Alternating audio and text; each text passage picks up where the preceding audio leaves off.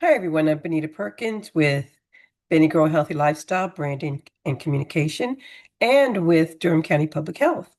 And today our topic is fasted cardio, a topic that is right up my alley since I focus on fitness. So anyway, let's get started. I'm going to share my screen.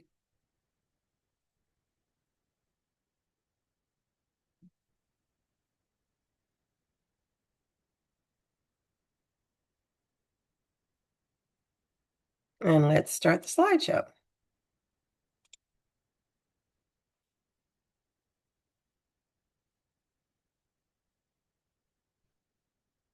Okay.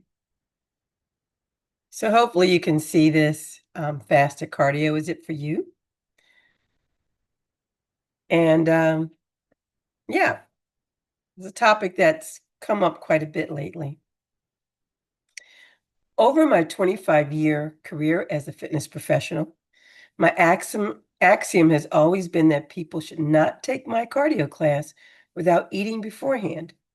The rationale is that the body needs the energy source of carbs to relay into an effective workout that will allow one to get their heart rate to a necessary fat burning zone, especially if you're trying to lose weight.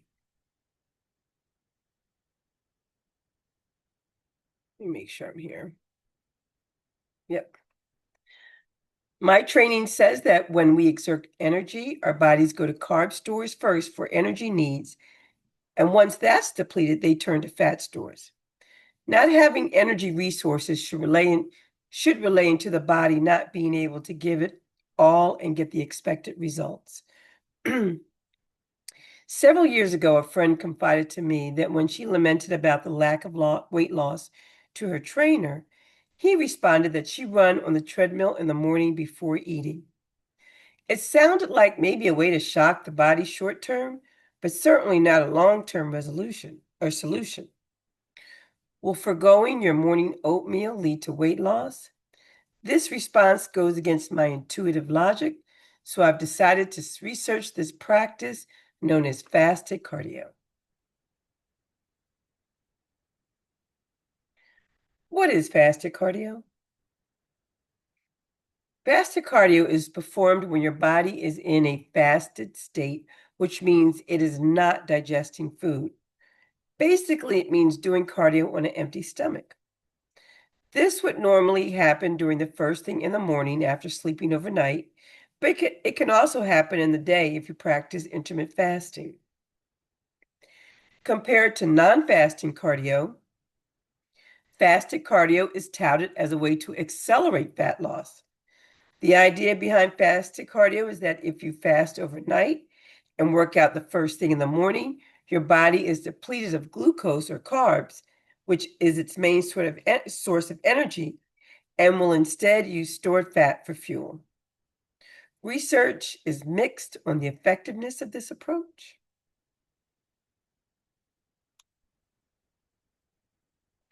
Early morning unfueled workouts are a common protocol among bodybuilders in preparation for competition when they need to lean out as much as possible before they walk on stage.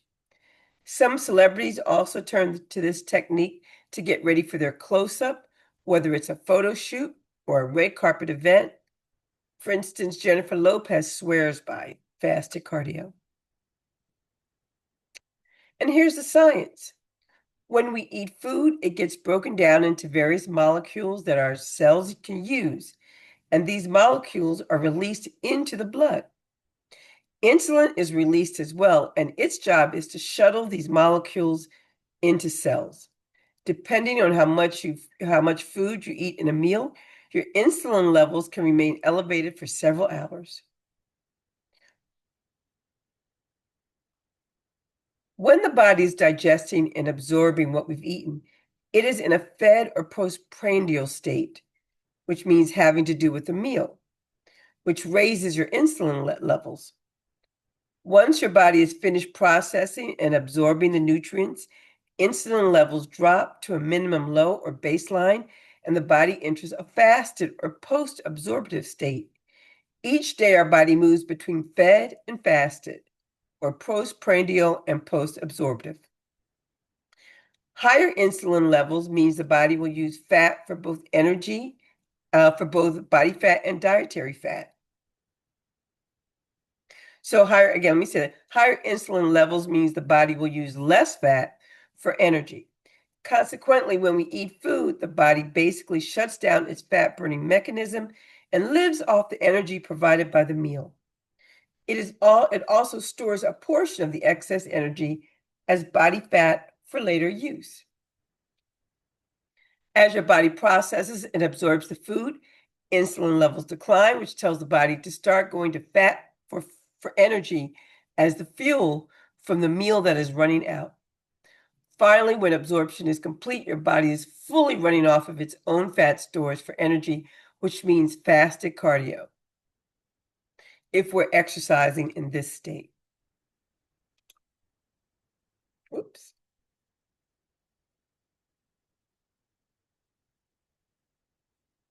Seems intuitive, right? If you're using fat to fuel your exercises, you should be losing weight.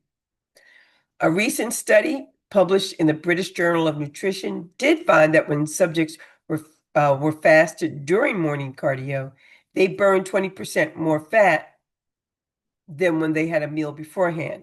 However, this loss was during the exercise, not during the critical post-exercise stage when metabolism gains are most important.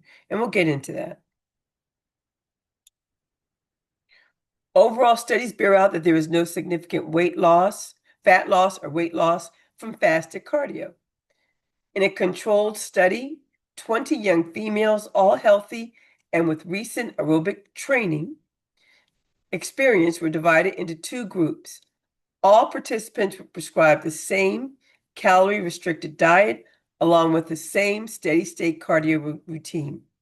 The only variable was that one group, fed, would be given a shake before performing cardio, while the second group, fasted, would wait to consume the shake after the workout.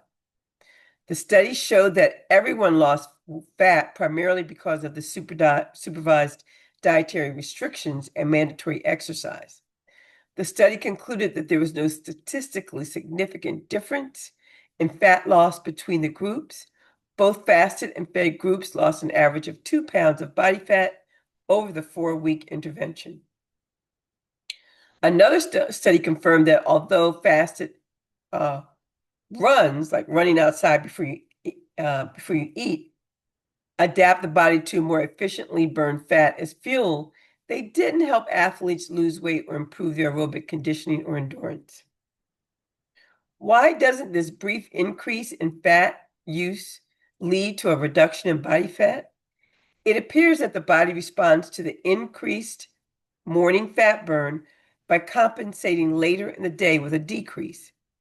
Over the course of 24 hours, it seems to all even out.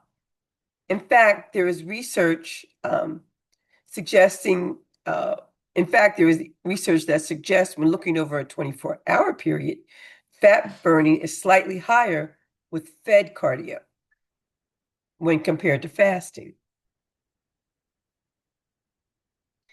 And then there's a study that suggests that ingesting carbs before working out increases the post-exercise afterburn effect more than fasted state.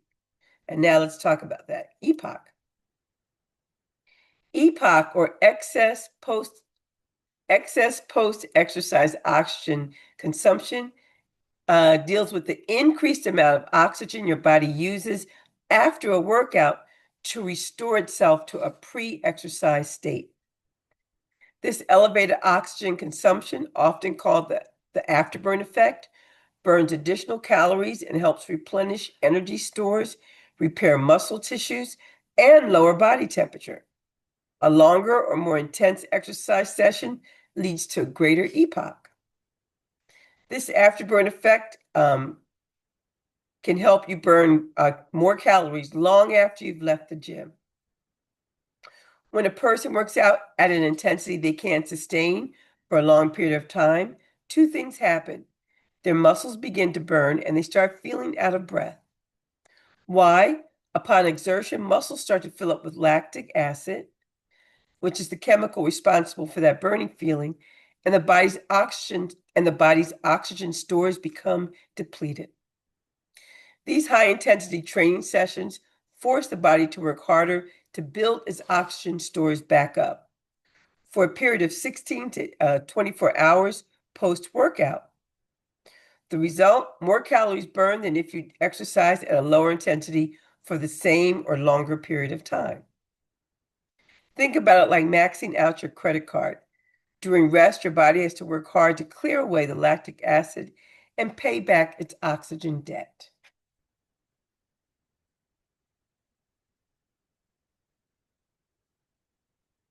Exactly how much you can burn after exercising is correlated to the duration and intensity of your workout. So the harder you work out, the higher your EPOC. This is the science behind high intensity interval training exercise. That means more calories burned throughout the day, not just during your sweat session. Studies show that consuming food pre-workout in a fed state can naturally lead to a longer endurance aerobic session, and we discussed that fasting cardio may increase fat burning effects during a workout, but research concludes that the difference it makes to total daily calorie expenditure over a span of 24 hours was trivial. So what it's saying is that when you eat and you work out, you're going to work out harder and your EPOC is going to be greater because you're putting more effort out um, that your body has to recover from.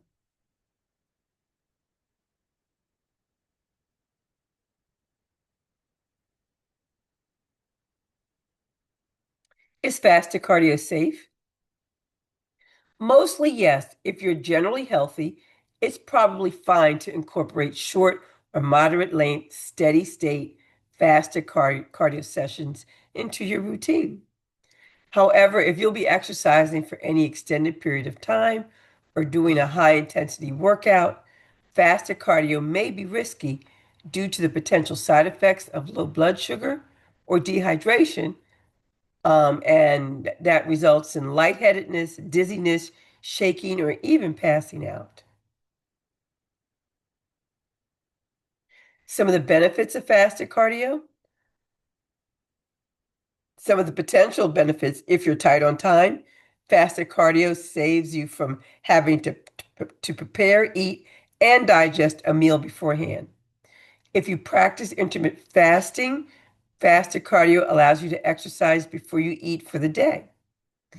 If you prefer working out on an empty stomach, fasted cardio could be an effective option, especially if you have a sensitive stomach or feel more energetic without a meal before a workout.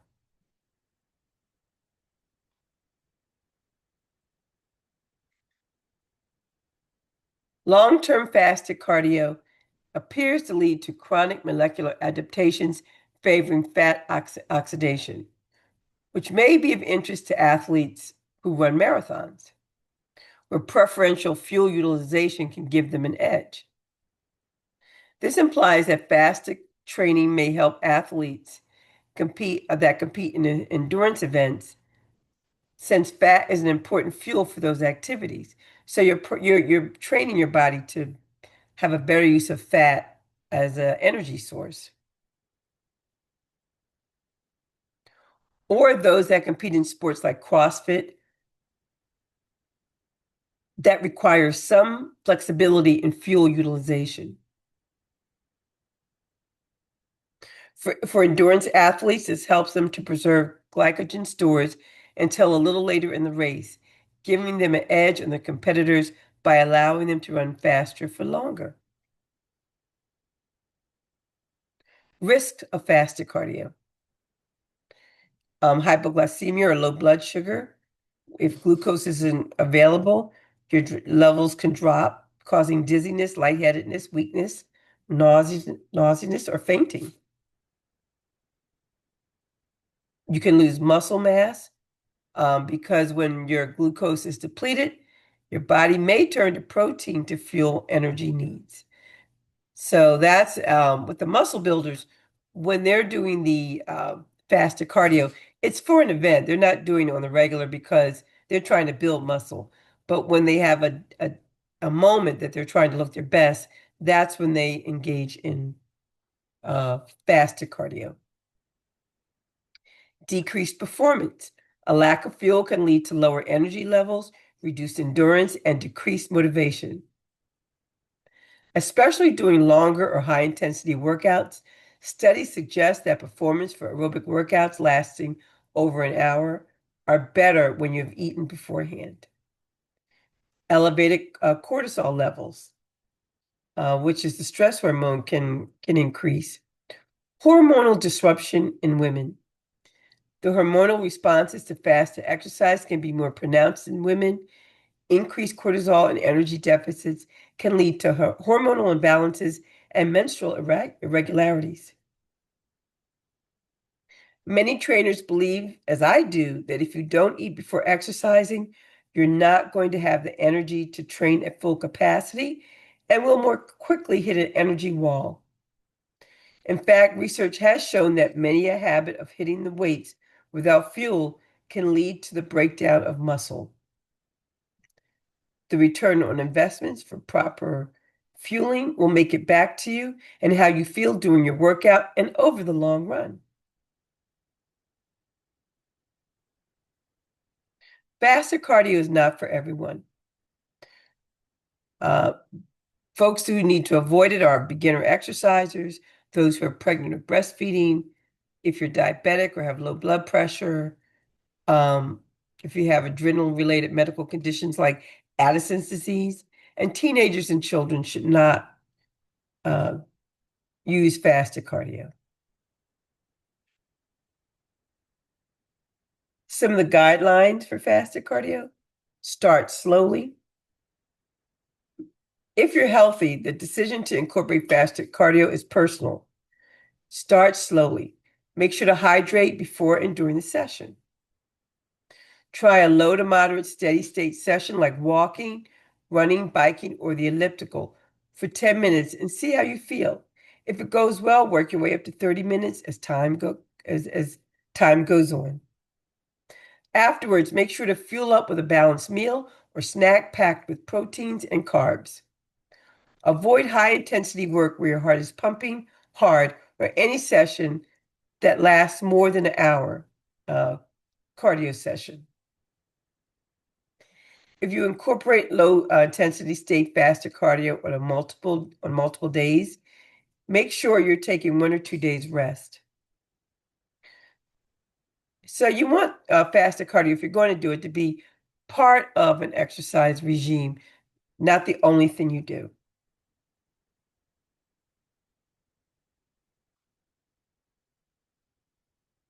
The bottom line, cardio fasted or not, is great for your body. And while nutrition is key for weight loss, cardio can help you reach a weight loss goal.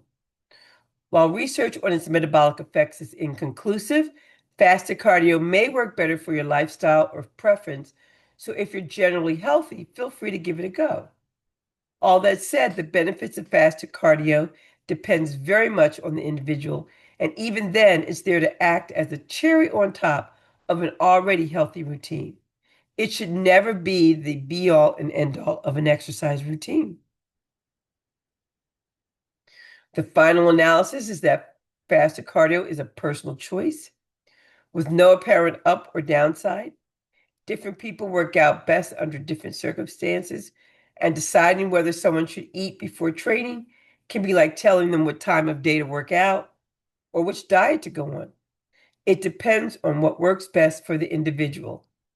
It gives permission to exercise on an empty stomach if that is a lifestyle preference, but one will not lose more fat or weight compared with someone who consumes a banana or a small bowl of granola before working out. Moving more every day, walking, taking the stairs, getting up from your desk regularly, playing with your kids, all of that will have a larger impact on weight loss than a 30-minute session of fasted cardio. Thanks for joining. This is my contact information, and I'll see you guys next week. Or I should say, I'll see you. Oops. I'll see you next month. Bye. Oh, and it's Halloween, so I have my candy corn shirt on.